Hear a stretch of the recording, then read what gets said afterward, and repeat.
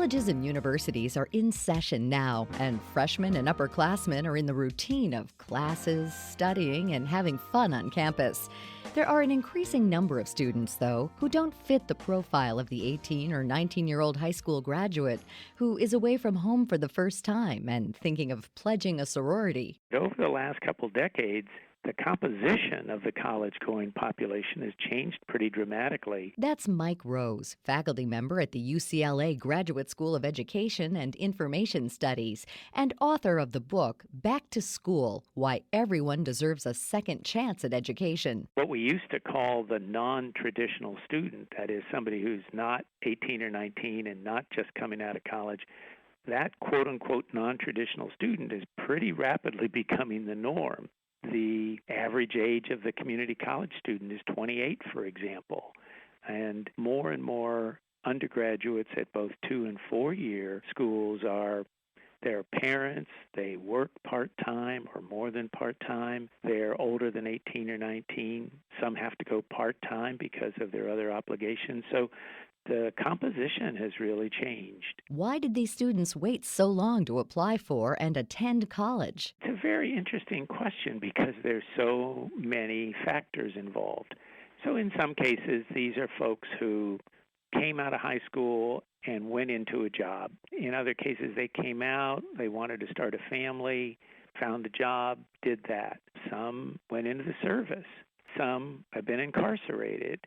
So there's a wide range of people who end up coming back to school later. Rose says that not all of the students who are older and don't fit into the usual college demographic end up at community colleges. They go everywhere, right? I mean, everywhere from the local occupational center to Yale or Harvard. But the majority of them end up going to the community college or to the local small college or state institution. And some go to private colleges, the for-profit sector.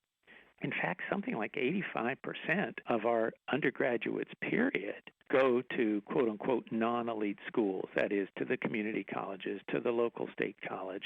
And that's certainly true for the folks we're talking about. Many of those students who are heading off to school after a few years in the workforce present a challenge to colleges of every type because the schools aren't always set up to meet the unique needs of this group. In many cases, the time that they've been out of school has made them a little bit rusty, or in some instances, they didn't have a very good education to start with. So it's exciting, I think, to see so many people returning to school, but it also presents certain kinds of challenges for the institution, the kinds of courses they need to offer, the sort of counseling they need to make available, the fact that people can't go part-time or have to work during part of the day means that colleges need to give classes at different times and make counseling available at different times. But many schools are responding to these challenges.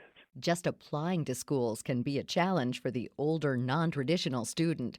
Rose says that they often have no idea how to get started and no experience of their own or in their family to draw on. The typical non-traditional student is often not coming from a family that has had a lot of experience with higher education. And that's not to say anything negative about them. That was my family as well.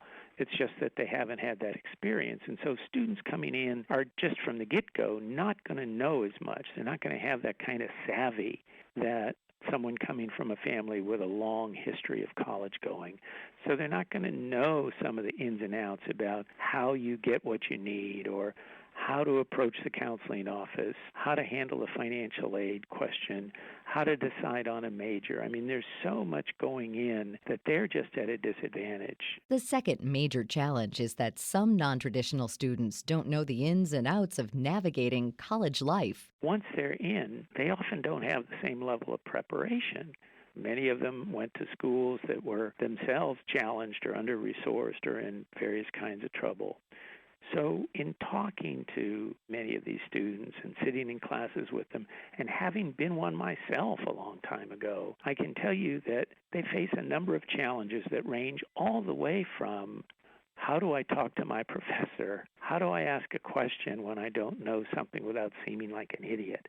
Ranging all the way from that to really big questions like, oh my gosh, how do I finally decide on a major that's going to be fulfilling for me? What about counseling?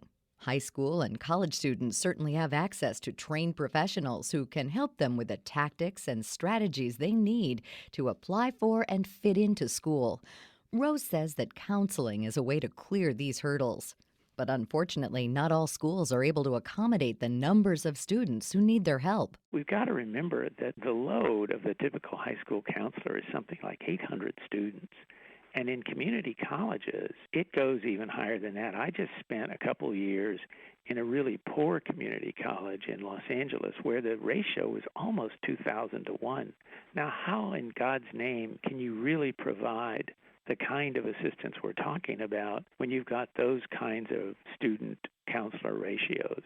So that's an area now where a lot of people are trying to focus and see if there's ways that we can do a better job of providing information to students, especially early on. Rose says that non-traditional students often need more than one chance at making college work. But how many chances do you provide? If a student fails because he or she doesn't show up for class or doesn't hand in assignments, wouldn't it be more productive to give another student who shows more perseverance that desk instead? I think that's a legitimate question, and I'm going to answer it in two ways. One is we are a second chance society, and we're that kind of place. We do give people another shot at things. I mean, not just with college, in many other ways as well. There's lots of folks who grow up. I mean, it's as simple as that, right? They make a lot of knucklehead mistakes. They don't see the purpose of things, and then something happens. In some cases, they start a family. In other cases, something tragic happens in their lives, or a job that they thought was really secure disappears. Things happen to people that change them profoundly. And to not provide them the opportunity, I think, is not only a disservice to them, but it's a disservice to us because it's going to cost us less in the long run if we spend a couple years helping somebody get the kind of education that's going to end up making them a better citizen, enable them to get a better job, pay more taxes, get into less trouble, use fewer social services. The second reason, Rose says, is because we have never given up on educating our citizens, and we have a long history of providing people of all abilities any number of opportunities to better themselves. If you go back to the 19th century, we had all kinds of self-improvement societies and mechanics institutes, and unions like the Knights of Labor had a whole educational component to them, or farmers' organizations like the Grange did as well. The Morrill Act, the act in the mid-19th century that created the land-grant colleges is part of that impulse to, bringing education to more and more people. Look at what the GI Bill did for World War II vets. So it's just who we are. We are a country that believes in providing second or third chances, and education is an ideal place to be able to do that, I think. There has been talk about making community colleges free of charge to encourage more people of all ages to further their education. If you make it free and give chance after chance to make good, where's the incentive to do well? So I think that's a legitimate behavioral economics question. What's so interesting is that we have an experiment going on with that right now in Tennessee, and I think also it's being tried in Oklahoma, but there are places now where they're actually trying that, where your community college or occupational school is free, that is tuition free.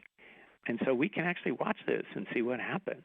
You would think, just looking at human behavior, you would think that if you don't have any skin in the game, you're going to be less engaged. But remember, free tuition doesn't necessarily mean that it doesn't cost you anything. I mean, people are still needing to pony up funds to support themselves. And while they're going to school, they're not making money in other kinds of work. So it's not without any burden. But I think it's going to be interesting to see what happens over the next few years as we watch these experiments, because my prediction is they're going to have benefits. And those benefits include more workers and taxpayers on the rolls, more civic participation and voting, and healthier families overall. Rose hopes that schools and the government will realize that non-traditional students have a lot to offer their communities and the country if they can obtain the counseling services they need to find and pay for college, have flexible schedules that take into account their work and family lives, and find a welcoming and supportive environment once they arrive on campus. You can read about the challenges of non-traditional students and ideas on how to meet their needs in Mike Rose's book, Back to School, available now in paperback in stores and on his website at mikerosebooks.com. For more information about all of our guests, log on to our site at viewpointsonline.net. You can find archives of past programs there and on iTunes and Stitcher. Our show is written and produced by Pat Reuter. Our production directors are Sean Waldron, Reed Pence, and Nick Hofstra. I'm Marty Peterson. Flu season's on the way, but there are steps you can take now to be prepared, like getting your flu shot. And Walmart makes it simple. Just walk in anytime to get your flu shot from one of our certified pharmacists. No appointment necessary. To make it even easier, we accept most insurance plans. A flu shot's your best shot at staying healthy this flu season. And Walmart can make taking that simple step easier than ever. Some immunizations may not be available in all locations due to state law restrictions on pharmacist-administered immunizations. Age restrictions may apply. Get your Plenty card at Exxon or Mobil and start earning points at lots of places. So I get points for filling up at Exxon? You sure do. What about getting coffee at Mobil? Points. Streaming TV shows on Hulu? Definitely. Points on my AT&T wireless bill? Yep. Buying soap? At Rite Aid. Buying you a birthday present? Points at Macy's. Visiting your parents? No, you get marriage points. Oh. Exxon and Mobil are the only fuel brands that are part of Plenty, the rewards program that lets you earn points at one place and use them at another. Join Plenty for free through a participating Exxon or Mobil station today. Terms and limitations apply. See plenty.com/partners for details.